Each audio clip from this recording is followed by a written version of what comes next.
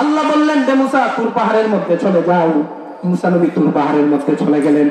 তুর পাহাড়ের মধ্যে যাওয়ার পরে আল্লাহ পাক যখন 70,000 নূরের পর্দা ভেদ করে সামান্য একখানি নূর দিলেন, তুর পাহাড় জ্বলে পড়ে ছাই। মুসা নবী অজ্ঞান হয়ে গেলেন।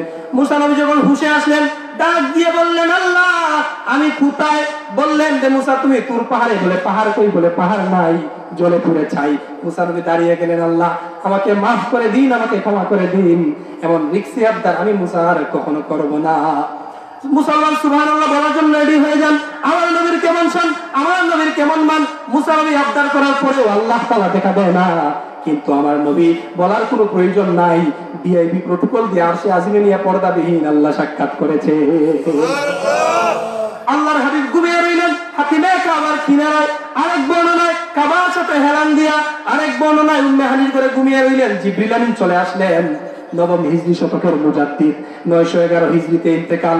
500 কিতাব যিনি লিখেছেন, যিনি 75 বার নবীজিকে স্বপ্ন যুগে দেখেছেন, ইমাম জালালউদ্দিন সুয়ুতী তার প্রসিদ্ধ কিতাব খাসাইসুল কুবরার ভিতরে লিখেন, জিবরিল আমিন 4 জন ফেরেশতাকে নিয়ে আসলেন, আদবের সহিত আল্লাহর হাবিবকে উঠালেন, পাহাড়ের মধ্যে নিয়ে গেলেন। ফাখরাজাল কলবা, আমার হুজুরের কলব মুবারক বের করা হলো।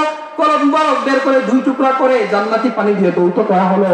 হাত্তা মুলিয়াত হিকমান ওয়া ইলমান ওয়া নূরান। এবং আমার আল্লাহ পাক তার হাবিবের কলবে পরিপূর্ণ হিকমত, পরিপূর্ণ ইলম, পরিপূর্ণ নূর ঢুকিয়ে দিলেন। এরপরে যেই জায়গায় নিয়ে সাক্ষাৎ করার কথা সেই জায়গায় পর্দাবিহীন সাক্ষাৎ হয়ে প্রমাণ করে দিলেন। ও হাবিব আমার, ও নবী আমার, আদম থেকে আরম্ভ করে ঈসা পর্যন্ত কোন নবীকে আমি দেখা দেই নাই। মুসা নবী বলার পরেও দেখা দেই নাই। কিন্তু আপনার নবীর, আপনি নবীর কেমন শান, কেমন মান বলার কোনো প্রয়োজন হয় নাই। আপনার সম্মানার্থে দাওয়াত দিয়ে আমার বাড়িতে আপনাকে নিয়ে আসছি। আল্লাহু আকবার।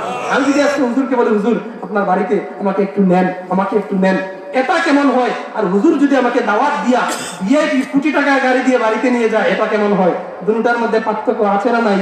তো মুসা নবী বারবার বলতেছে আল্লাহ দেখা দেয় নাই। এটা তো এক প্রকারের ইজ্জতি, ঠিক কিনা বলেন? মনে রাখবেন মুসলমান, আদম থেকে আরম্ভ করে ঈসা পর্যন্ত সব নবীরা এক পাল্লার মধ্যে, আর আমার নবীর শান আরেক পাল্লার মধ্যে। আল্লাহু আকবার।